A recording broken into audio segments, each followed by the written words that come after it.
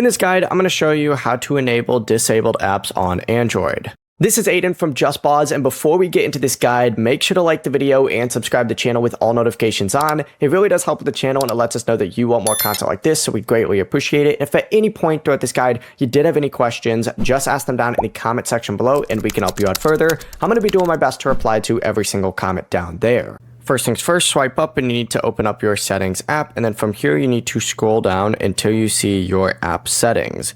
So scroll down, you'll see apps, open that up and find whatever app it is that you want to restore. Let's say it's Android Auto since that's the first thing on here. Select it, it's going to take you to the app info page, and if it's currently disabled you'll see an enable button down at the very bottom, usually in the bottom left or the bottom middle where mine currently says disable. Tap enable and the app will become available again. If you cannot find the app on your home screen, open up the app drawer and then just search for it by swiping up and hitting search just like so. The process really is as simple as that, and you could press and hold on it and then add it to your home screen again.